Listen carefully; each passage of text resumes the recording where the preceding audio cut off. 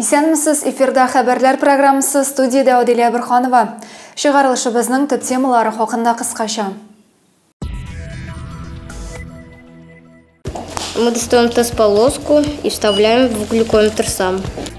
Бүген 14 ноябрь бөтендөнья шикәр авыруына каршы көрәш көне. Условия очень хорошие, потому что тут вот у нас, видите, барьер как. И удобно с детьми общение. Зәйнең дулкын йөзү бассейны тулы куәтенә эшли. Район янгын бүлеге хезмәте 6 чакыру алган. Бүген 14 ноябрь бөтендөнья шикәр авыруына каршы көрәш көне. Безнең арабызда да шушы авыру тормыш рәвешенә әйләнгән, аңа күнеккән кешеләр юк түгел. Авыруның бигрәк тә кичкенә балаларда күзәтелүе аяныч.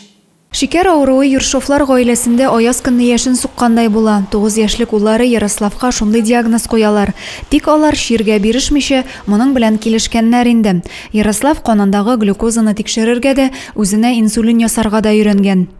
Мы достаем тест-полоску и вставляем в глюкометр сам. Потом протыкаем специальным вот этим и просто прикладываем палец. Глюкометрдан башка бармакны тишмичә генә кандагы шикәрнең күләмен белергә була. Кыйммәтле җайланмалар, кирәкле дарулар белән район үзәк дәваханәсе тәэмин итә.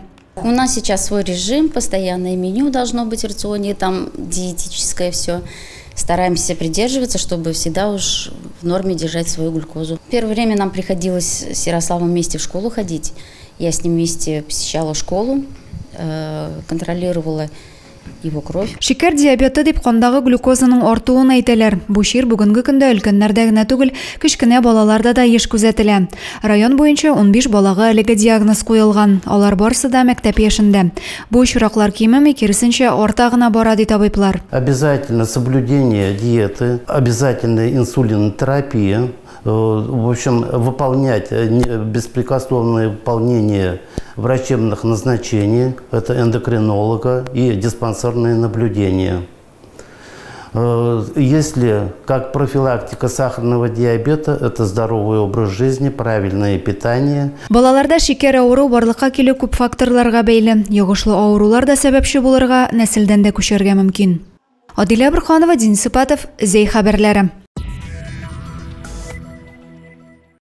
Зәй районында яңа билгеләнеш. Шәһәр башкарма комитеты җитәкчесе вазифасына Наталья Павлова билгеләнде. Наталья Геннадьевна моңа кадәр шәһәр башкарма комитеты җитәкчесе урынбасары булып эшләде. Татарстан юлларында шул исәптән Зәй территориясендә ЮХИДИ хезмәткәрләре автобусларны тикшерә башлады. Әлеге операция автобус шоферларының юл йөрү кагыйдәләрен бозуны киметү максатыннан эшләнә. Бу көннәрдә Зәй ЮХИДИ хезмәткәрләре автобусларны юл хәрәкәте куркынычсызлыгын тәэмин итү өчен көчәйтелгән режимда тикшерә. Автобус операциясе бөтен республика буенча уза. Тикшерү 13 ноябрьдән 22-сенә кадәр дәвам итәчәк. Инспекторлар бигрәк тә пассажирларны йөртү кагыйдәләрен бозуга, лицензия таләпләрен үтәүгә, шулай ук автобусларның техник торышына игътибар бирәчәк. 23 октябрьдән 13 ноябрьгә кадәр янгын сүндерү бүлеге 6 чакыру алган. Аның 4-се ялган, берсендә төзелеш бинасы янган. Җитди янгын очрагы хакында тулырак киләсе видео язмада. 5 ноябрь көндезге сәгать 3-тә шәһәрнең Тавлин урамындагы бер фатирда янгын чыгуы турында хәбәр ителә. Күп катлы йорттагы фатирның 10 квадрат метры яна. Зыян күрүчеләр һәм һәлак булучылар юк дип хәбәр ителә. Янгын сәбәбе кыска ялганыш дип билгеләнә.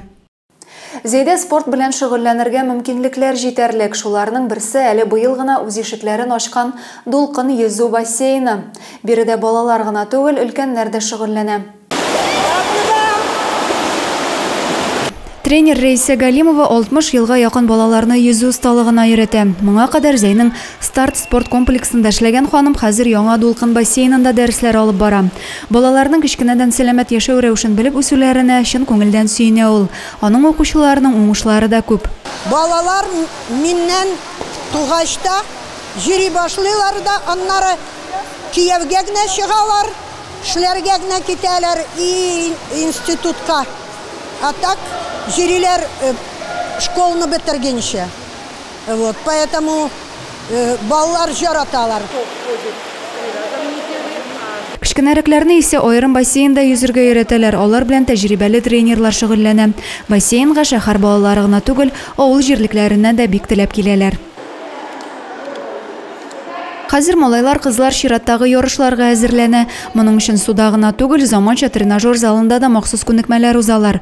Биредә шөгыльләнүчеләрнең уңышлары да бар. Күптән түгел Чистай шәһәрендә узган лидер Заками йөзү ярышларыннан да зур җиңүләр белән кайттылар. Контракт нигезендә хәрби хезмәт сайлаучыларга хәзер өстенлекләр күбрәк. Аларга нинди түләүләр каралган, районда килешү буенча хезмәтне сайлаучылар белән эш ничек оештырылган. Бу хакта без район хәрби комиссарыннан белештек.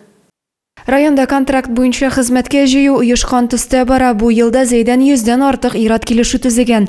Хәзер Татарстан контрактчылары яңа түләү 305 мең сум күләмендә акча алачаклар. Указом Раисы Республики Татарстан выплачивается 305 тысяч рублей гражданам, заключившим контракт после 31 августа 2023 года. Хәзерге вакытта республика буенча контракт төзүчеләргә мобилизация буенча чакырылып, килешү нигезендә калучыларга түләүләр системасы 605 мең сумны тәшкил итә.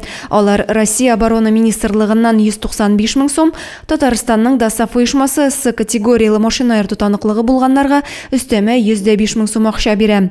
Республика рәисе тарафыннан 305 мең сум күләмендә түләү каралган. Также ДАСАФ Республики Татарстан выплачивается 105 тысяч рублей тем гражданам, которые имеют профессиональную категорию водительского удостоверения, категория С. Контракт буенча хәрби хезмәт хакында тулырак мәгълүматны район хәрби комиссариатыннан белергә мөмкин. Бүгенгә шундый хәбәрләр иде. Районыбыз турында яңа һәм тулырак мәгълүматны сез Зәй яңалыклары сайтыннан һәм безнең социаль челтәрләрдән белә аласыз. Ә мин сезнең белән сау булашам, сау-сәламәт булыгыз.